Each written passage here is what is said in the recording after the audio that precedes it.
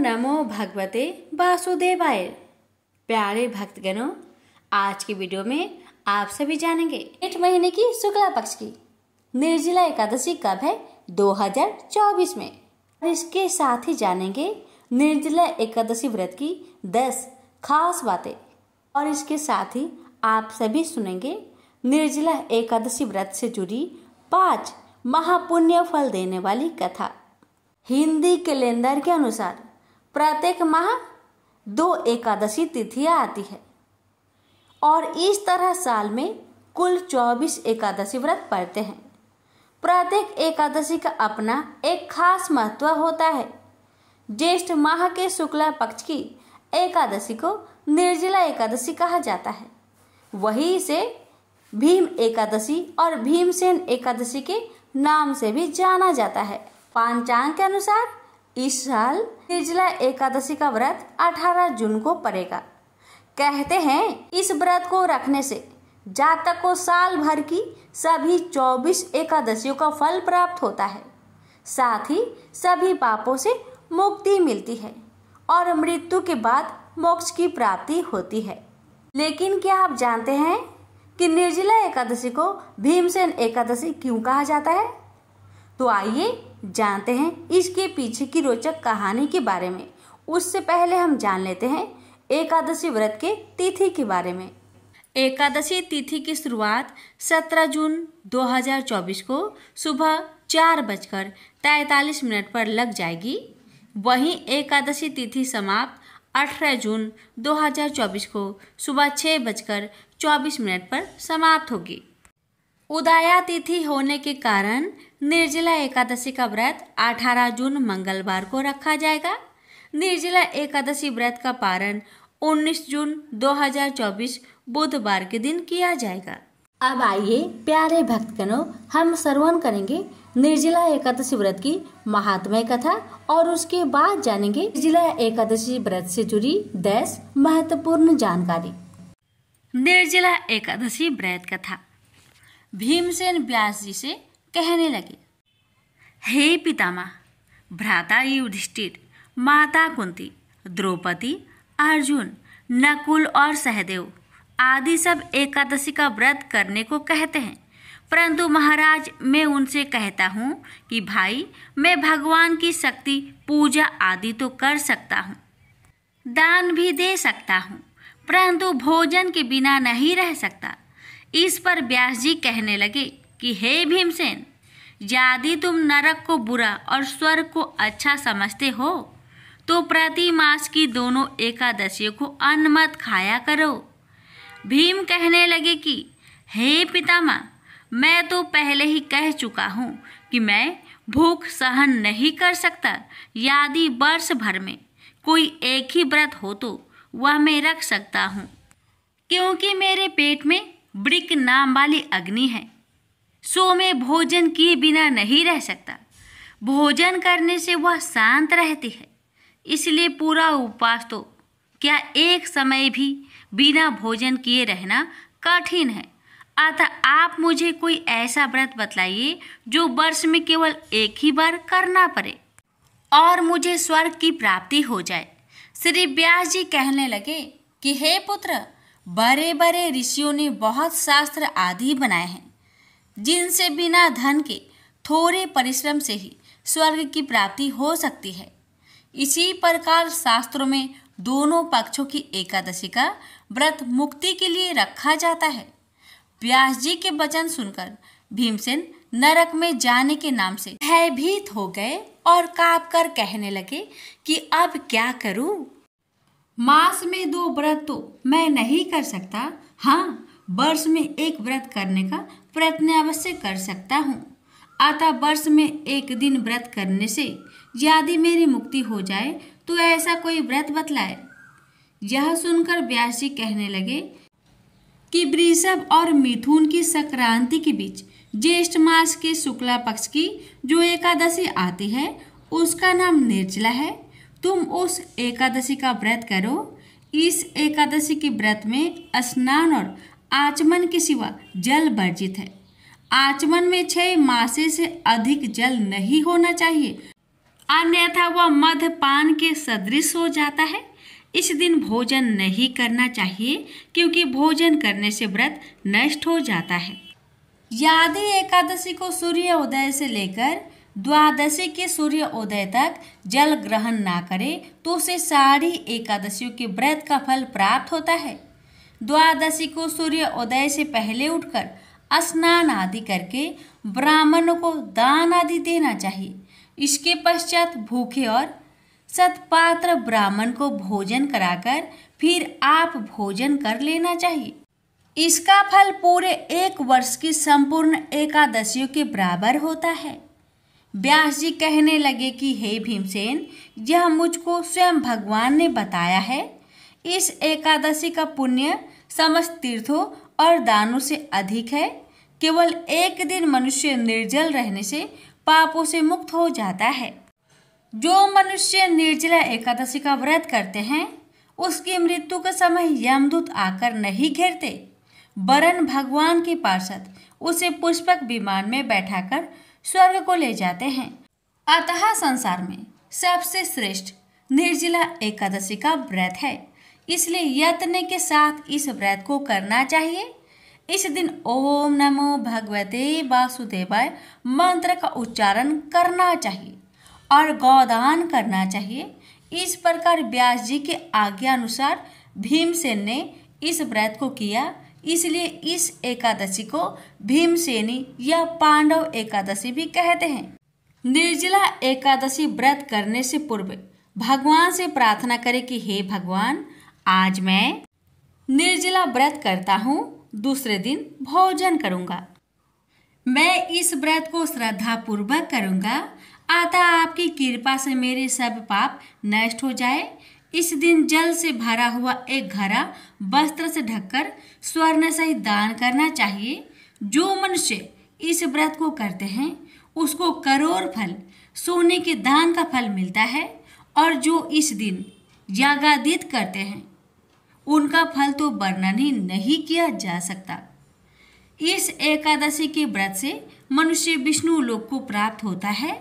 जो मनुष्य इस दिन अन्न खाते हैं वो चांडाल के समान है, वे अंत में नरक में जाते हैं। जिसने निर्जला एकादशी का व्रत किया है वह चाहे ब्रह्म हत्यारा हो, मद्यपान करता हो, चोरी की हो या गुरु के साथ देश किया हो, मगर इस व्रत के प्रभाव से स्वर्ग जाता है। हे कुंती पुत्र, जो पुरुष या स्त्री श्रद्धा पूर्वक इस व्रत को करते हैं उन्हें अग्रलिखित कर्म करने चाहिए। प्रथम भगवान का पूजन, फिर गौदान, ब्राह्मणों को मिष्टान व दक्षिणा देनी चाहिए तथा जल से भरे कलश का दान अवश्य करना चाहिए। निर्जला के दिन अन्य वस्त्र, उपहान आदि का दान भी करना चाहिए। जो मनुष्य भक्ति पूर्वक इस कथा को पढ़ते या सुनते हैं उन्हें निश्चय ही स्वर्ग की प्राप्ति होती है। प्रेम से बोलिए लक्ष्मी नारायण की जय। तो आइए प्यारे भक्तगणों, हम जानते हैं निर्जला एकादशी व्रत की 10 महत्वपूर्ण जानकारी। ज्येष्ठ माह के शुक्ला पक्ष की एकादशी का नाम निर्जला है। ये भगवान विष्णु की पूजा और उनके लिए व्रत करने का पर्व है। इस एक व्रत से साल भर की सभी एकादशियों के बराबर पुण्य मिल सकता है। दूसरी, इस एकादशी को पांडव और भीमसेनी एकादशी कहते हैं। महाभारत के समय भीम ने भी ये व्रत किया था, इस वजह से इस एकादशी को ये नाम मिला है। तीसरा, इस दिन व्रत उपवास रखने के साथ ही मौसमी फल जैसे आम, मिठाई, पंखा, कपड़े, जूते, चप्पल, धन, अनाज का दान जरूर करना चाहिए। चौथा, घर में पूजा पाठ करने के साथ ही किसी पौराणिक महत्व वाले मंदिर में भी दर्शन पूजन करना चाहिए। बाल गोपाल, भगवान विष्णु और महालक्ष्मी का अभिषेक करना चाहिए। पांचवा, इस दिन शिवलिंग पर ठंडा जल चढ़ाकर चंदन का लेप करना चाहिए। शिवलिंग का श्रृंगार बेल पत्र, हार, फूल से करें। निर्जला एकादशी का व्रत निर्जल रहकर किया जाता है। इस दिन और पानी का सेवन नहीं करना चाहिए, तभी इस व्रत का पूरा फल मिलता है। अभी गर्मी के समय में दिन भर भूखे प्यासे रहना मुश्किल है, इसी वजह से ये व्रत तपस्या की तरह है। 7वां, किसी मंदिर में या किसी अन्य सार्वजनिक जगह पर प्याव लगवाए या किसी प्याव में मटके का दान करे। पंछियों के लिए घर के बाहर अन्न और जल जरूर रखना चाहिए। 8वां, जो लोग एकादशी व्रत करते हैं उन्हें व्रत उपवास के साथ ही विष्णु जी के मंत्र ओम नमो भगवते वासुदेवाय का जप करना चाहिए। सुबह शाम पूजा करें। अगले दिन यानी द्वादशी तिथि को जल्दी उठे, पूजा पाठ करें और जरूरतमंद लोगों को खाना खिलाए। इसके बाद ही खुद खाना खाए। इस तरह यह व्रत पूरा होता है। महाभारत के समय महर्षि वेद व्यास ने पांडवों को एकादशी व्रत का महात्म्य बताया था। इस समय भीम ने व्यास जी से कहा था कि मैं तो भूखे रह ही नहीं पाता हूँ, तो मुझे एकादशी व्रत का फल कैसे मिल सकता है। व्यास जी ने भीम को बताया कि निर्जला एकादशी के व्रत से साल भर की एकादशियों का पुण्य कमाया जा सकता है। इसके बाद भीम ने भी ये व्रत किया था। 10वां, जो लोग दिन भर भूखे प्यासे नहीं रह सकते उन्हें फल और दूध का सेवन करना चाहिए। एकादशी व्रत करने वाले लोग एकादशी पर सुबह जल्दी उठे और स्नान के बाद घर के मंदिर में पूजा करें। पूजा के बाद भगवान विष्णु के सामने व्रत और पूजा करने का संकल्प जरूर ले। इसके बाद व्रत करें। अब आइए प्यारे भक्तगणों, निर्जला एकादशी व्रत को पूर्ण करने वाली कथाओं का श्रवण करते हैं। दक्षिण भारत में स्थित कांचीपुरी में चोल वंशीय राजाओं का राज्य था। तत्कालीन चोल राजा भगवान विष्णु का बड़ा भक्त था। वह अनंत शयन मंदिर में भगवान विष्णु की पूजा राजकीय अलंकरणों से किया करता था। मूर्ति की श्रृंगारिक पूजा कर उसके मन में यह अहंकार भी पैदा होता था कि ऐसे दिव्य अलंकरणों से भगवान की श्रृंगारिक पूजा अन्य कोई नहीं करता। एक दिन वह पूजा करके उठा ही था कि इतने में उसके नगर का एक दीनहीन ब्राह्मण विष्णुदास हाथ में तुलसी तथा जल भरा कलश लेकर आया। पहले तो उसने भगवान को दंडवत प्रणाम किया, फिर कलश का जल भगवान के चरणों में उड़ेलकर तुलसी दल चढ़ा दिया। साथ में वह ओम नमो भगवते वासुदेवाय का मंत्र जपता जाता था। राजा खरा यह सब देख रहा था। ब्राह्मण के जल डालने से राजा द्वारा अर्पित पूजा सामग्री तथा श्रृंगार बह गया और भगवान के चरणों में रह गया केवल तुलसी दल। राजा को बड़ा क्रोध आया। कहने लगा, अरे दरिद्र ब्राह्मण, मैंने भगवान का कैसा श्रृंगार किया था। भगवान की यह मूर्ति कैसी राजकीय शोभा पा रही थी। तूने जल चढ़ाकर सब धो दिया और रख दिया तुलसी की ये जंगली पत्ते।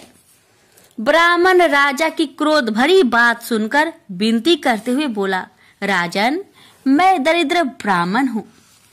आप जैसे श्रृंगारिक पूजा का साधन मेरे पास कहाँ है। मैं तो जो कुछ पाता हूँ उसी को भक्ति भाव से भगवान के चरणों में चढ़ाकर प्रभु कृपा से सुखी हो जाता हूँ। अलंकरण, दिव्य पुष्प, फल आदि से गर्वित होकर पूजा करे या भक्ति भावना से प्रभु की आगे केवल विनीत होकर हाथ जोड़ दे, इससे भगवान को क्या लेना। भगवान को तो भक्ति और भावना चाहिए। महाराज, मुझे क्षमा करे। राजा ने कहा, तुझे अपनी भक्ति पर गर्व है। तूने कोई देव मंदिर बनवाया है, कभी यज्ञ दान तप किया है, भगवान को संतुष्ट करने वाला कोई भी काम तूने कभी किया है। ब्राह्मण ने कहा, हे राजन, मैं तो अपनी दीनहीन पूजा से इतना संतुष्ट हो जाता हूँ कि लगता है जैसे भगवान संतुष्ट हो गए। यह देव मंदिर आपका बनाया हुआ है। मेरी पूजा से आपकी श्रृंगारिक पूजा खराब होती है, तो मैं कल से अपने घर पर ही भगवान का मिट्टी का कोई विग्रह रखकर पूजा कर लिया करूंगा। यह कहकर ब्राह्मण चलने लगा तो राजा ने कहा, अच्छा तो भक्त ब्राह्मण, मेरी भी बात सुन ले। भगवान विष्णु किस पर प्रसन्न होकर पहले किसको दर्शन देते हैं, इसे सब लोग देखेंगे। ब्राह्मण ने इस चुनौती को जैसे सुना ही नहीं। चलते चलते धीरे से बोला, भगवान का तो मुझे मेरी हर सांस में आभास होता रहता है। मैं तो अपने मन में उनका नित्य दर्शन करता रहता हूँ। दूसरों से मुझे क्या लेना। ब्राह्मण अपनी कुटिया में चला गया। राजा राजमहल में चला गया। ब्राह्मण ने उस मंदिर में जाना छोड़ दिया। अपने घर पर ही विष्णु भगवान का एक छोटा सा बिगड़ा ले आया और उसी का भक्ति भाव से पूजन कर कुछ भी रूखा सूखा होता भगवान को भोग लगाने के बाद खुद भोजन करता था। यह उसका नित्य का नियम था। उधर राजा अपने देव मंदिर में अपनी पूजा विधि से स्वयं ही प्रसन्न होता और अपनी पूजा पर गर्व करता। उसने अपनी यज्ञशाला में मुग्दल को आचार्य बनाकर एक विशाल राज्योचित यज्ञ प्रारंभ किया। राजा को एक बड़ा यज्ञ कराने का गर्व हो रहा था। ब्राह्मणगण वेद पाठ करते, राजा को यह अभिमान होता कि वह यज्ञ करा रहा है। एक दिन ब्राह्मण पूजा पाठ करने के बाद भगवान को भोग लगाने को जैसे ही उठा कि सारा का सारा खाना एक मरियल सा भिखारी खाकर भाग गया। ब्राह्मण हट प्रभ, अब क्या करे, भगवान को क्या भोग लगाए। दोबारा रसोई बनाए तो देर होगी और संध्या का समय समाप्त हो जाएगा। भगवान की इच्छा मानकर भगवान को हाथ जोड़कर कहा, हे भगवान, जब आपके लिए भोग नहीं लगा पाया तो मैं भी भूखा सोऊंगा। ब्राह्मण ने रात भूखे ही बिता दी। दूसरे दिन भी भूख के समय ऐसी ही घटना घटी। ब्राह्मण भगवान को बिना भोग लगाए भूखा ही सो गया। उसे आश्चर्य हुआ कि कौन भोग के समय चुपके से आकर रसोई का सारा खाना खा जाता है। तीसरे दिन वह सावधान था। भोग के समय जैसे ही वह भूखा ब्राह्मण आया और खाना लेकर भागने लगा कि उसने उसे पकड़ लिया। उसकी दयनीय दशा देखकर कहा, दरिद्र नारायण, इस प्रकार चुपके से चोरी से खाना क्यों ले जा रहे हो? आओ बैठो, भगवान का भोग लगाने के बाद जो कुछ भी रूखा सूखा है बैठकर प्रेम से खाकर अपनी भूख मिटाओ। अब मैं आपको ऐसे न जाने दूंगा। बैठो और प्रेम से भोजन करो। मैं समझूंगा मेरे नारायण स्वयं प्रत्यक्ष भोग स्वीकार कर रहे हैं। यह कहकर उसने उस भूखे ब्राह्मण को आसन पर बैठाया और खाना परोसकर हाथ जोड़कर बैठ गया। इतने में ही उसे भूखे ब्राह्मण ने अपना स्वरूप बदला और वह साक्षात विष्णु के रूप में विराजमान हो गया। साक्षात भगवान विष्णु को अपने यहाँ भोग ग्रहण करते देख वह ब्राह्मण उनके चरणों में गिर पड़ा। उसे उठाते हुए भगवान विष्णु ने कहा, उठो मेरे प्यारे भक्त, मैं चोल राजा के यहाँ भी रोज जाता था, मगर वहां से मुझ दीनहीन दरिद्र को भगा दिया जाता था। उस राजसी अहंकारी यज्ञ में राजपुरुषों, दरबारियों, कर्मकांडी ब्राह्मणों की प्रतिष्ठा है। अपने को भक्त कहलाने का दिखावा है। वहां से दीनहीन तथा भूखे भगा दिए जाते हैं। जाओ चोल महाराज से कह दो कि भगवान विष्णु मेरे यहाँ आए हैं, आकर दर्शन कर ले।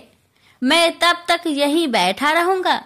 ब्राह्मण गदगद होकर भागा भागा चोल नरेश के पास गया और कहा, हे राजन, भगवान विष्णु मेरे यहाँ बैठे हैं, चलिए आपको दर्शन देने के लिए बुला रहे हैं। यह सुनकर राजा हंसा, लेकिन महर्षि मुग्दल भगवान की यह माया समझ रहे थे। उन्होंने राजा से कहा, हे राजन, ब्राह्मण की बात सच मानकर चलिए, मैं भी चलता हूँ। भगवान की लीला निराली है, चलिए चलकर देखते हैं। चोल राजा ऋषि मुग्दल तथा वह ब्राह्मण चलकर जब उस झोपड़े में आए तो देखा कि भगवान विष्णु भोजन कर रहे थे। राजा ने आश्चर्य से हाथ जोड़कर कहा, प्रभु, मैं आपका दर्शन पाने तथा आपका प्रसाद ग्रहण करने को कितने दिनों से जब तब पूजा यज्ञ कर रहा हूँ। केवल दुर्लभ राजभोग छोड़कर आप यहाँ इस ब्राह्मण का रूखा सूखा भोजन ग्रहण कर रहे हैं, क्यों? भगवान ने हंसकर कहा, हे राजन, तुम्हारे पूजा अर्चना यज्ञ तप में राजसी अहंकार है, एक दिखावा है। इस ब्राह्मण की दरिद्रता में विनम्र भक्ति है, दिखावा नहीं, भावना है, विहल प्रेम है। मैं तो निरहंकारी भक्ति तथा भावना का भूखा हूँ, इसलिए यह प्रेम प्रसाद ग्रहण कर रहा हूँ। तुम्हारी पूजा अंत मरण की नहीं है, दिखावे की है। भगवान की यह बात सुनकर राजा को ज्ञान हुआ। जब तक राजसी वैभव से जुड़ा रहूंगा, यह अहंकार बना रहेगा।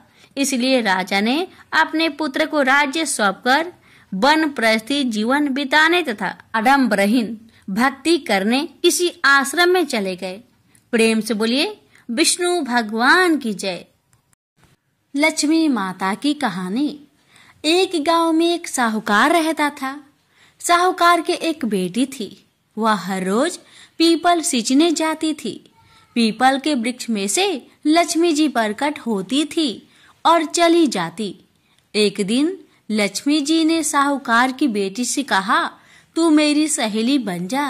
तब लड़की ने कहा कि मैं अपने पिता से पूछकर कल आऊंगी। साहूकार की बेटी ने घर जाकर अपने पिता को सारी बात कह दी। तब उसके पिताजी बोले, वह तो लक्ष्मी जी है, अपने को और क्या चाहिए, तू लक्ष्मी जी की सहेली बन जा। दूसरे दिन वह लड़की फिर गई।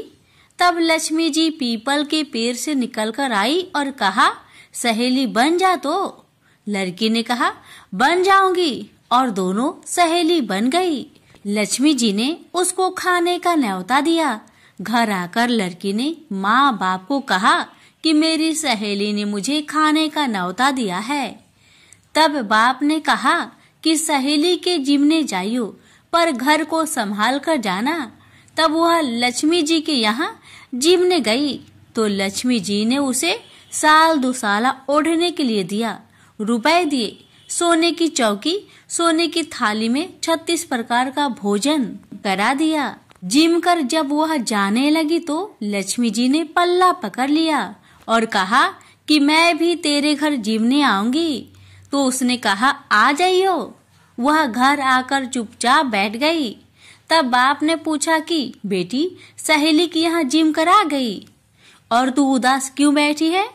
तो उसने कहा, पिताजी, मेरे को लक्ष्मी जी ने इतना दिया, अनेक प्रकार के भोजन कराए, परंतु मैं कैसे जिमाऊंगी? अपने घर में तो कुछ भी नहीं है।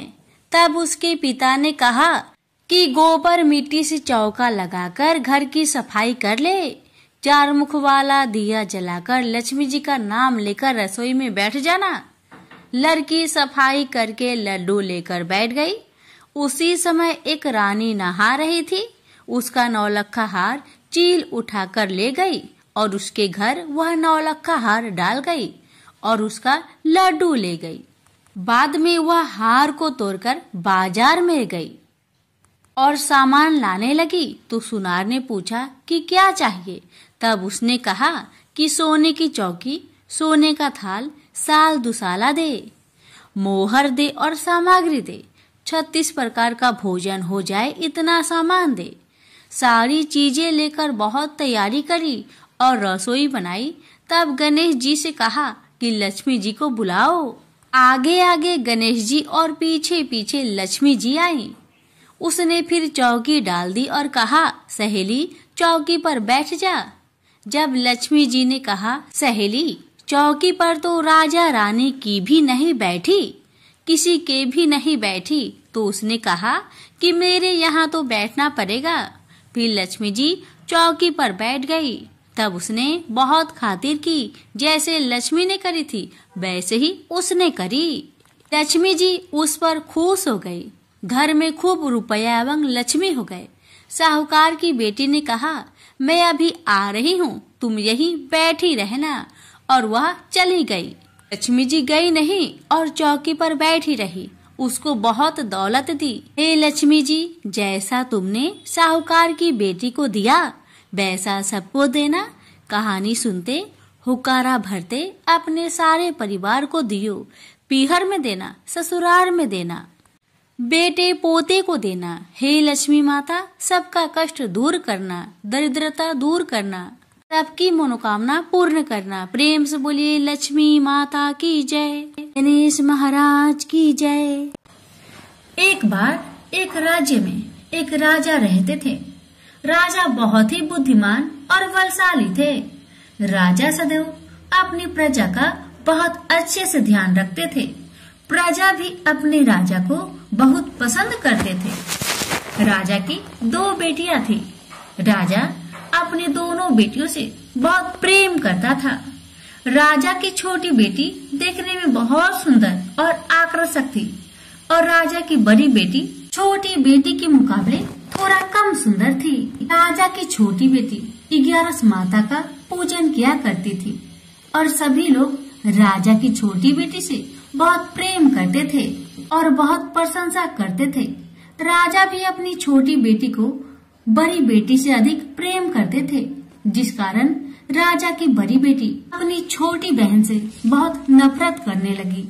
राजा की दोनों बेटियां जब बड़ी हो गई, तब एक पड़ोस राज्य में रहने वाला राजकुमार राजा की बड़ी बेटी के लिए रिश्ता लेकर आया। लेकिन जैसे ही उस राजकुमार की नजर राजा की छोटी बेटी पर पड़ी, तो वह राजकुमार राजा की छोटी बेटी पर आकर्षक हो गया और उससे पहले नजर में ही प्रेम कर बैठा। उस राजकुमार ने राजा की बड़ी बेटी के साथ विवाह करने से मना कर दिया और उसने राजा से कहा कि मैं आपकी छोटी बेटी से विवाह करना चाहता हूँ।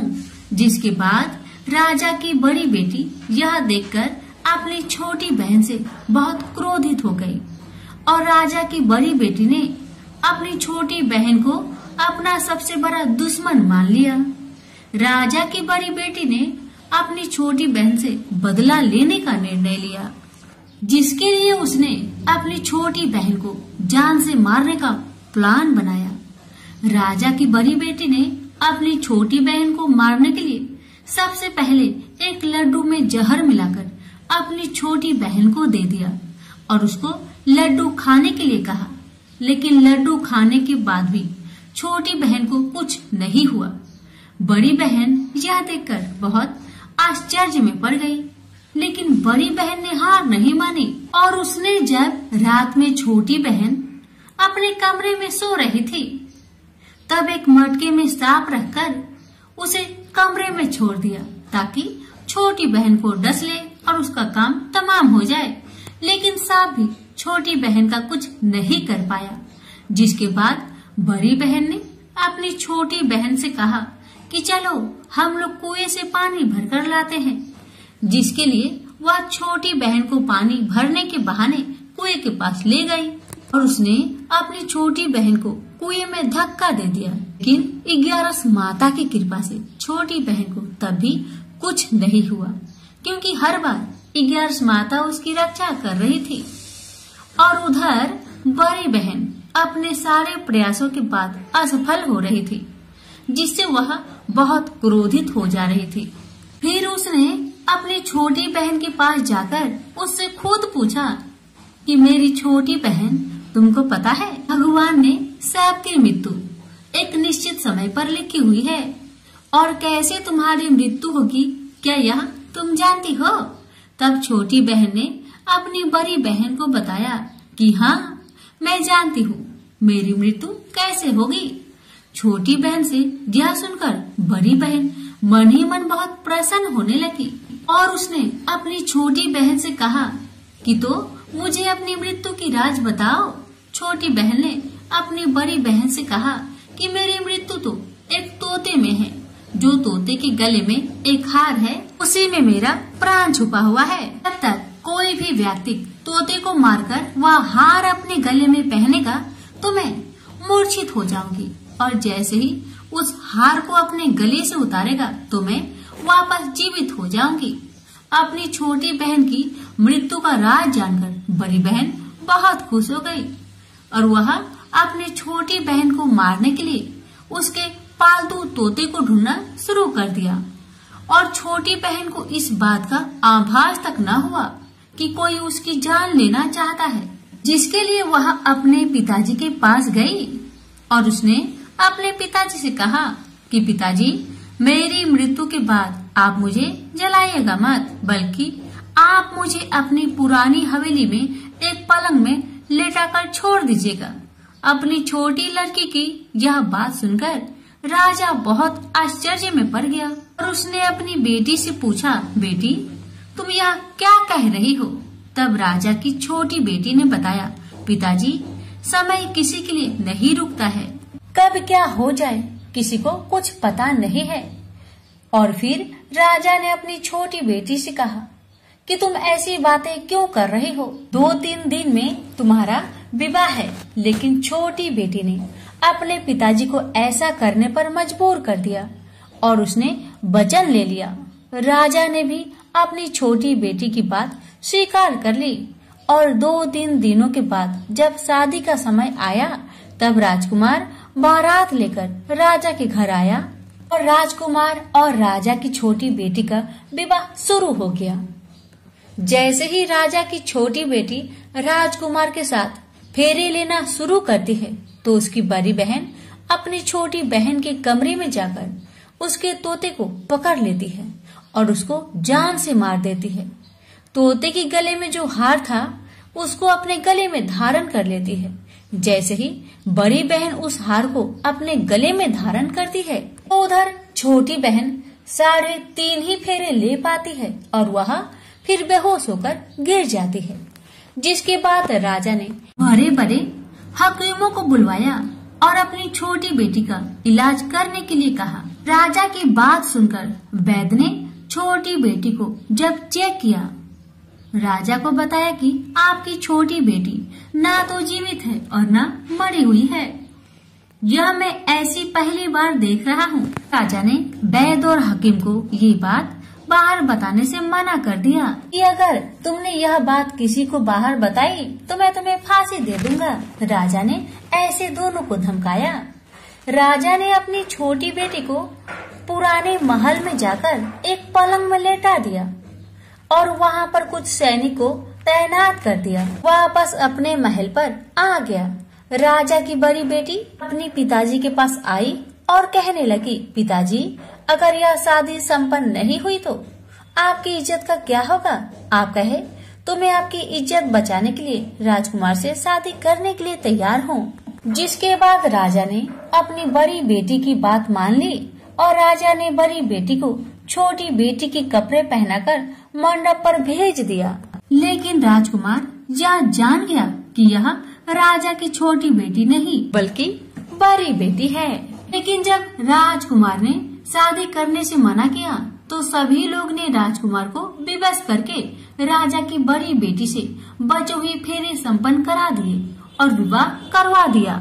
जिसके बाद राजकुमार राजा की बड़ी बेटी को अपने महल ले गया। राजकुमार राजा की बड़ी बेटी से ना तो बात करता था, नहीं उसको पसंद करता था और न ही उसके आसपास भटकता था।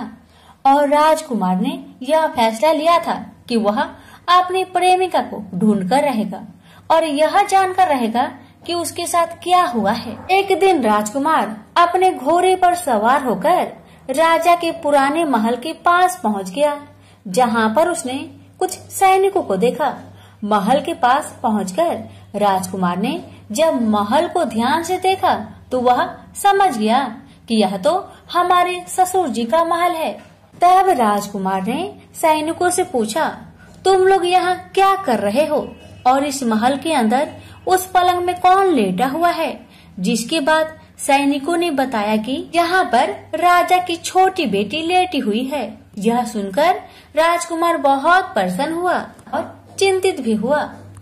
तुरंत अपनी प्रेमिका के पास पहुँच गया और उसकी सेवा करने लगा। जैसे ही रात हुई तो राजा की छोटी बेटी उठकर खड़ी हो गई। राजकुमार यह देखकर बहुत खुश हुआ और उसने अपनी प्रेमिका से पूछा कि तुम यहाँ क्या कर रही हो? तुम मेरे साथ मेरे घर चलो। राजा की छोटी बेटी ने राजकुमार को सारी बातें बता दी कि मेरी जान एक तोते में बसी थी और मैंने यह सब सिर्फ अपनी बड़ी बहन को बताया था और मुझे पता है कि उसने ही मुझे मारने का प्रयास किया है।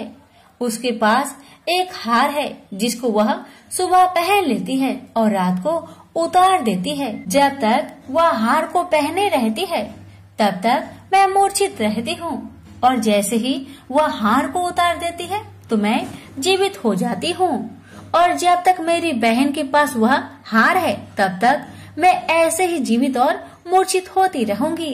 अगर मेरी बड़ी बहन के पास जो हार वह मेरे हाथ लग जाए तो मैं हमेशा के लिए जीवित हो जाऊंगी। राजकुमार यह बात सुनकर राजा की छोटी बेटी के पास रहने का निर्णय ले लिया और उसने अपने बचे हुए सारे फेरे उस पलंग में लेटी राजकुमारी की छोटी बेटी के साथ ले लिए और अपना विवाह को पूर्ण कर लिया और वहीं पर रहने लगा।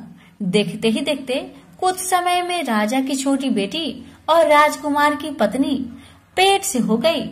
एक दिन राजकुमार को किसी काम से बाहर जाना पड़ा। तब छोटी बहन के पेट में बहुत तेज दर्द होने लगा, जिसके बाद उसने 11 माता का ध्यान किया।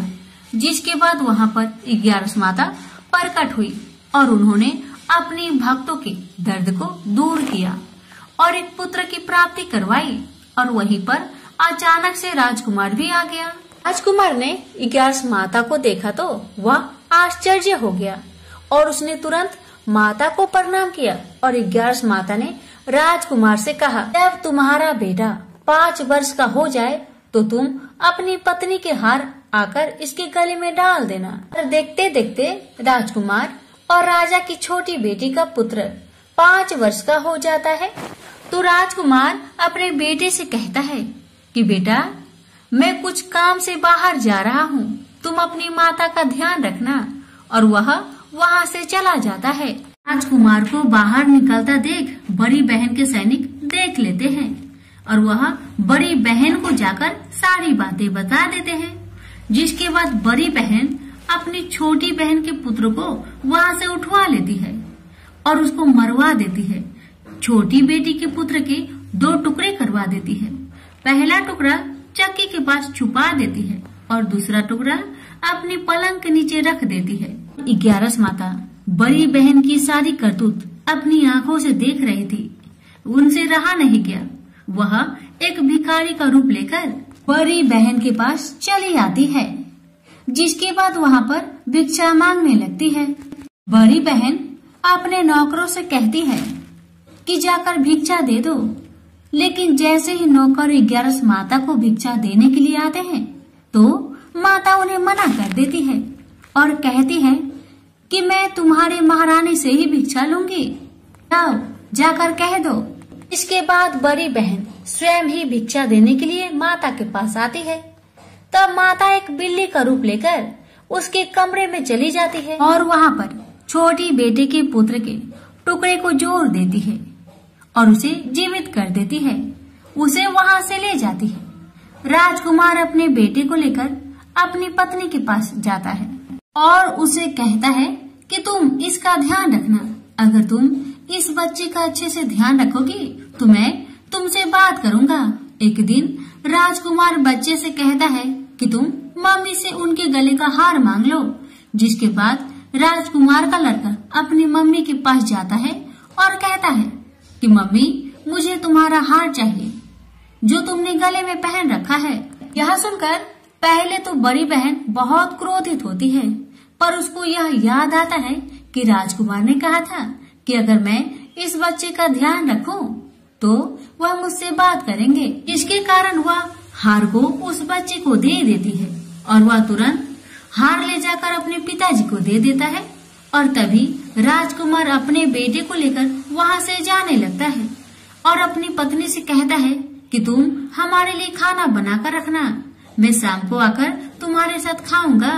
और वह अपने बेटे को लेकर वहाँ से चला जाता है। जिसके बाद वह राजा के पास जाता है और उनको सारी बातें बता देता है। राजा अपनी बड़ी बेटी की यह करतूत सुनकर बहुत क्रोधित होते हैं और अपनी परवरिश पर ही दोष देने लगते हैं और राजकुमार को अपनी छोटी बेटी के साथ रहने के लिए आदेश देते हैं।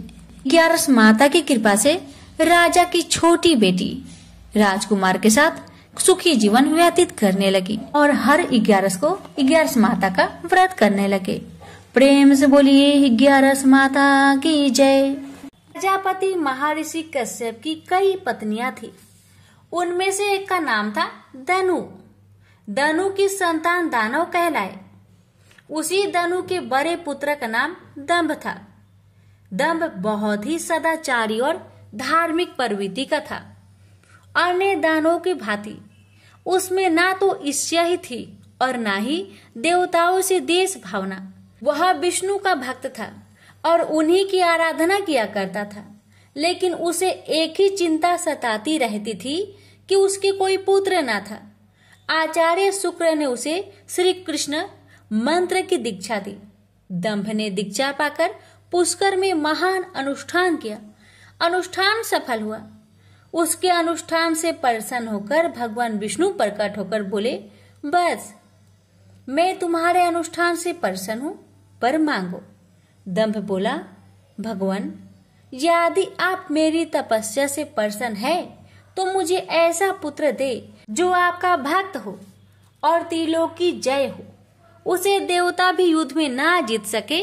भगवान विष्णु ने तथास्तु कहा और अंतर्ध्यान हो गए और दंभ प्रसन्नचित अपने घर लौट आया। गोलोक में श्री राधा ने श्री कृष्ण पार्षद श्री दामा को असुर होने का श्राप दिया था। श्राप मिलने पर वही दंभ की पत्नी के गर्भ में आया। जन्म होने के पश्चात दंभ ने अपने उस पुत्र का नाम शंखचूड़ रखा। जब वह कुछ बड़ा हुआ तो दंभ ने उसे मुनि जैगी शिष्य की देख रेख में रख दिया। मुनि जैगी शिष्य ने उसे शिक्षा दीक्षा दी। अपनी कुमार अवस्था में ही शंखचूड़ पुष्कर में पहुंचा और उस महान धार्मिक तप स्थली में ध्यान मग्न रहकर वर्षों तक ब्रह्मा जी की तपस्या करता रहा।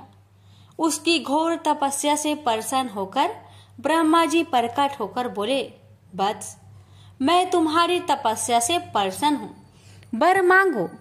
पितामह मुझे ऐसा वरदान दीजिए कि मुझे देवता पराजित ना कर सके। शंखचूड़ ने कहा। ब्रह्मा जी ने उसे ऐसा ही वरदान दिया और श्री कृष्ण कवच प्रदान करते हुए उसे आदेश दिया, शंखचूड़ तुम बद्रिका आश्रम चले जाओ, वहां तुम्हारा भाग्य का सितारा उदय होने की प्रतीक्षा कर रहा है। आदेश मानकर शंखचूड़ बद्रिका आश्रम पहुंचा। वहां महाराज धर्मध्वज की पुत्री तुलसी भी तपस्या कर रही थी। दोनों का आपस में परिचय हुआ और ब्रह्मा जी की इच्छा अनुसार दोनों का विवाह हो गया। अपनी पत्नी को लेकर शंखचूड़ पुनः दैत्यपुरी लौट गया। शुक्राचार्य ने उसे दानवों का अधिपति बना दिया। सिंहासन पर बैठते ही उसने अपना साम्राज्य बढ़ाने के लिए देवलोक पर चढ़ाई कर दी। ब्रह्मा जी के वरदान के कारण वह अजय हो चुका था। देवताओं को उसे हराने में कोई कठिनाई नहीं हुई। उसने अमरावती पर कब्जा जमा लिया। इंद्र अमरावती छोड़कर भाग निकले। देवता उसके डर से कंदराओं में जा छुपे। शंखचूड़ तीनों लोकों का शासक हो गया और सब लोकपालों का कार्य भी उसने संभाल लिया। उसने अपनी प्रजा की भलाई के लिए अनेक कार्य किए। प्रजा उससे बहुत प्रसन्न थी। सर्वत्र सुख और शांति थी, क्योंकि शंखचूड़ स्वयं भी कृष्ण भगवान का भक्त था। अतः उसकी प्रजा भी भगवान कृष्ण पर पूरी आस्था रखने लगी। उसके राज्य से अधर्म का नाश हो गया। प्रजा इंद्र और देवताओं को भूलने लगी। इससे देवताओं को बहुत क्षोभ हुआ। इंद्र पितामह ब्रह्मा के पास पहुंचकर बोले, पितामह आपने शंखचूड़ को अभय होने का वरदान देकर उसे निरंकुश बना दिया है। वह अमरावती पर कब्जा जमाए बैठा है। देवता डर डर की ठोकरें खा रहे हैं। हमें बताए हम क्या करें।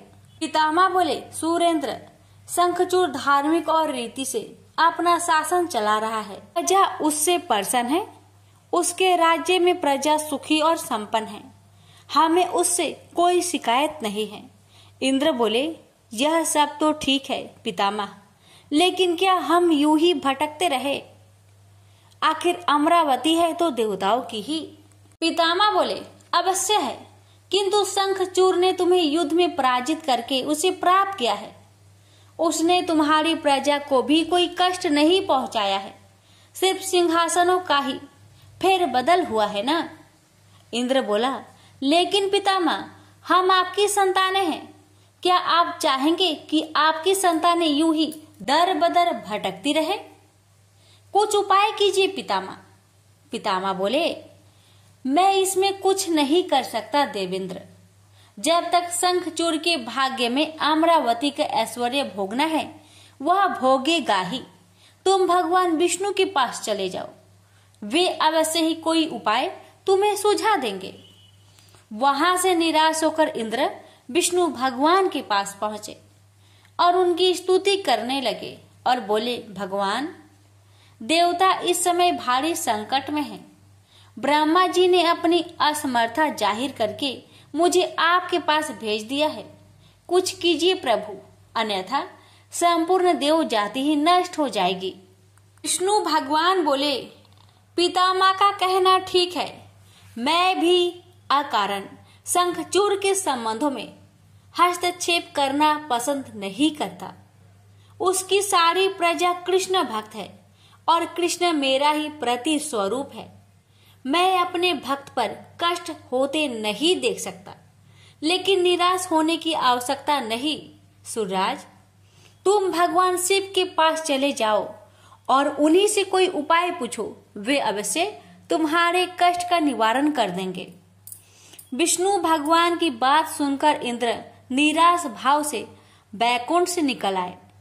अंत में वह भगवान शिव के पास कैलाश पर्वत न जाकर शिवलोक पहुंचे और भगवान शिव की स्तुति करके अपने आने का प्रयोजन बताया।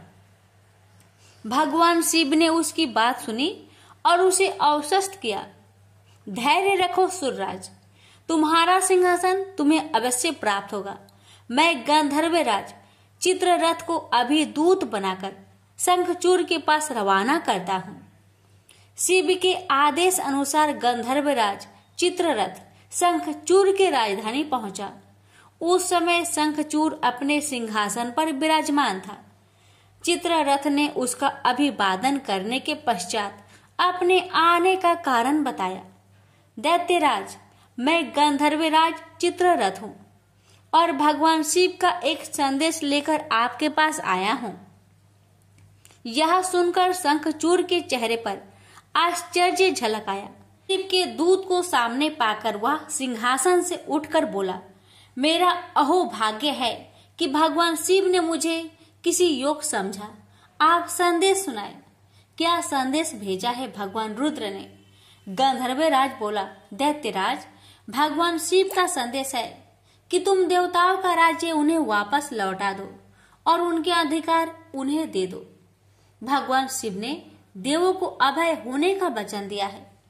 शंखचूड़ बोला, गंधर्वराज, भगवान शिव से मेरा प्रणाम कहना और उनसे कह देना कि शंखचूड़ के हृदय में आपके लिए बहुत ही ज्यादा श्रद्धा है, परंतु यदि उन्होंने इंद्र के बहकावे में आकर मुझे दंडित करने का निश्चय किया है तो मैं उनकी बात नहीं मानूंगा और उनसे भी युद्ध करने के लिए तैयार हो जाऊंगा। चित्ररथ वापस लौटा और उसने भगवान शंकर को शंखचूड़ का उत्तर सुनाया। यह सुनकर शिव क्रोधित हो गए और अपने गणों को युद्ध का आदेश दे दिया। उधर शंखचूड़ ने अपने पुत्र का अभिषेक कर उसे दानवाधिपति बना दिया और अपनी पत्नी से बोला, मैंने युद्ध स्वीकार कर लिया है देवी, ईश्वर करे युद्ध में हमारी विजय हो। अब मुझे अनुमति दो, मेरी सेनाएं तैयार है। शंखचूड़ अपनी सेनाओं लेकर युद्ध भूमि में जा पहुंचा। दोनों सेनाओं गोमतत्र पर्वत के समीप एक दूसरे के आमने सामने आ खड़ी हुई। भगवान शिव ने शंखचूड़ के पास एक बार फिर संदेश भेजा कि वह नादानी ना करे और युद्ध से दूर रहकर उनकी बात मान ले, किंतु शंखचूड़ न माना और दोनों सेनाओं में घनघोर युद्ध छिड़ गया। भगवान शिव और शंखचूड़ आमने सामने डट गए। दोनों में अनेक अस्त्र शस्त्रों से युद्ध होने लगा। फिर भगवान शिव ने जैसे ही शंखचूड़ का वध करने के लिए त्रिशूल उठाया तो आकाशवाणी हुई, देवाधिदेव आप प्रलयंकर है, सर्वसमर्थ है, किंतु आपको मर्यादा की रक्षा करनी चाहिए। श्रुति की मर्यादा को नष्ट ना करे। जब तक शंखचूड़ के पास हरि का कवच है और जब तक उसकी पतिव्रता पत्नी मौजूद है तब तक उस पर बुढ़ापा नहीं आ सकता और ना ही उसकी मृत्यु हो सकती है। आकाशवाणी के खत्म होते ही शिव का त्रिशूल अपने आप रुक गया। तभी भगवान विष्णु प्रकट हुए। शिव से बोले, भगवान, आपने तो मुझे बड़े धर्म संकट में डाल दिया है। आप ही ने तो इंद्र को मेरे पास भेजा और जब मैंने उसे अभय करने के लिए युद्ध आरंभ किया तो अब आपका ही कवच आड़े आ रहा है। अब आप ही कोई उपाय सोचिए। विष्णु बोले, शंखचूड़ के श्राप का समय अब समाप्त होने ही वाला है। भगवान, अब इसे असुर योनि से मुक्त करके गोलोक भेजना पड़ेगा। यह कृष्ण भक्त है और कृष्ण मेरा ही प्रति स्वरूप है, अतः इसे वापस गोलोक भेजना होगा। फिर विष्णु ने एक ब्राह्मण का वेश धारण किया और शंखचूड़ के पास पहुंचकर बोले, दानवराज, मैं एक निर्धन ब्राह्मण हूँ, कुछ पाने की आस के लिए आपके पास आया हूँ। शंखचूड़ बोला, मांगो वृषभवर, जो भी मेरे पास है उसे दे देने में मुझे किंचित भी विलंब नहीं लगेगा। मेरा सिर भी मांगोगे तो वह भी देने से मैं इनकार नहीं करूंगा। आप आदेश तो दो। ब्राह्मण भेषधारी विष्णु बोले, दैत्यराज, मुझे आपका सिर नहीं, आपका कवच चाहिए। बोलिए, देंगे अपना कवच। शंखचूड़ ने अपना कवच उतारकर ब्राह्मण भेषधारी विष्णु को सौंपते हुए कहा, अवश्य यदि भगवान कृष्ण की ऐसे ही इच्छा है तो ऐसा ही होगा। आप कवच ले जाइए। ब्राह्मण भेषधारी विष्णु कवच लेकर दैत्यपुरी पहुंचे। फिर उन्होंने शंखचूड़ का भेष धारण किया और राजमहल में जाकर शंखचूड़ की पत्नी तुलसी के पास पहुंचे। तुलसी ने उन्हें अपना पति ही समझा और उनका स्वागत किया। उस रात विष्णु शंखचूड़ के महल में ही ठहरे। अचानक ही पतिव्रता तुलसी को धोखे का आभास हुआ। वह चौंक कर बिस्तर से उठी, बोली, कौन है तू और मेरे साथ छल करने का तुम्हें साहस कैसे हुआ? जल्दी बोल, अन्यथा अपने पतिव्रत तेज से अभी भस्म करती हूँ। विष्णु अपने वास्तविक रूप में प्रकट हो गए। उन्होंने तुलसी को समझाते हुए कहा, सुनो जी, तुम्हारे पति का समय पूरा हुआ। एक श्राप के कारण ही उसे असुर योनि में आना पड़ा था। अब से वह गोलोक में रहेगा, क्योंकि तुम्हारा पतिव्रत धर्म ही उसकी रक्षा कर रहा था। इसलिए मुझे छल करके तुम्हें कलुषित करना पड़ा। तुलसी रोते हुए बोली, यह आपने अच्छा नहीं किया भगवान। क्यों मेरे साथ छल करके मेरा अस्तित्व नष्ट किया? मैं श्राप देती हूँ कि आज से आपको भी पत्थर बन जाना पड़ेगा। आप में दया ममता नहीं है, आप पत्थर है, पत्थर। विष्णु बोले, और मैं भी तुम्हें वर देता हूँ तुलसी कि मेरे पत्थर बन जाने पर तुम्हें भी मेरे पास ही स्थान मिलेगा। भविष्य में लोग तुलसी और शालिग्राम की पूजा करेंगे। तुलसी के बगैर शालिग्राम की पूजा अधूरी रहेगी। उसके बाद विष्णु अंतर्ध्यान हो गए और युद्ध भूमि में खड़े शिव को अपनी दिव्य शक्ति से सब कुछ बता दिया। शंखचूड़ और शिव में पुनः युद्ध आरंभ हो गया, किंतु तुलसी के पतिव्रत धर्म नष्ट हो जाने से शंखचूड़ की शक्ति घट गई थी। अतः शिव ने अपना त्रिशूल उसकी ओर फेंका तो वह सीधा शंखचूड़ की हृदय स्थल को भेद गया। वातावरण में हजारों बिजलियां एक साथ कौंध गई। चारों दिशाएं कांप उठी और देखते ही देखते शंखचूड़ धरती पर जा गिरा। गिरते ही उसके प्राण पेखरू उड़ गए। श्राप से मुक्ति मिलते ही श्री दामा गोलोक जा पहुंचा। उसकी भस्म से एक शंख प्रकट हुआ, जो कालांतर में भगवान शिव के हाथों की शोभा बना। देवताओं ने शिव की जय जयकार की और इंद्र को अपना सिंहासन पुनः प्राप्त हो गया। प्रेम से बोलिए, हर हर महादेव, माता पार्वती की जय, लक्ष्मी नारायण की जय, तुलसी माता की जय, शालिग्राम भगवान की जय। लापसी तपसी की कथा। एक लापसी था, एक तपसी था। तपसी हमेशा भगवान की तपस्या में लीन रहता था। लापसी रोजाना सवा सेर की लापसी बनाकर भगवान का भोग लगाकर जीम लेता था।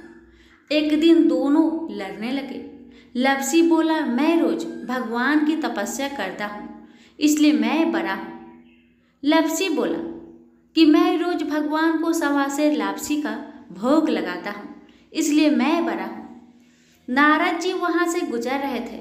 दोनों को लड़ता देखकर उनसे पूछा कि क्यों तुम लड़ रहे हो।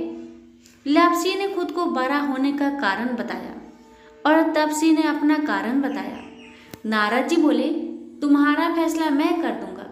दूसरे दिन लापसी और तपसी नहाकर अपनी रोज की भक्ति करने आए तो नारद जी ने छुपकर 1.25 करोड़ की एक एक अंगूठी उन दोनों के आगे रख दी।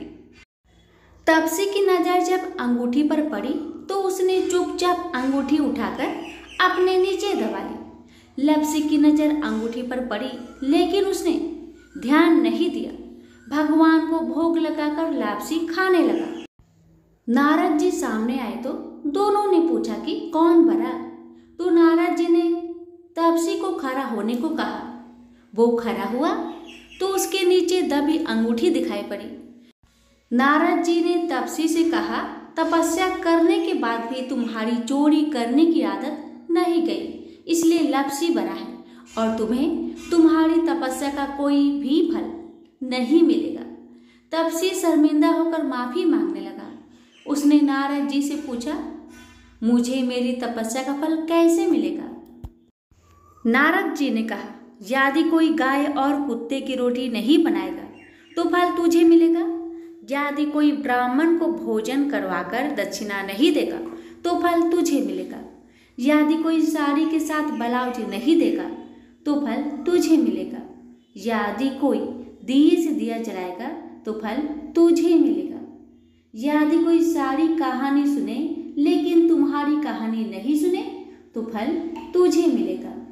उसी दिन से हर व्रत कथा कहानी के साथ लापसी तपसी की कहानी भी सुनी और कही जाती है।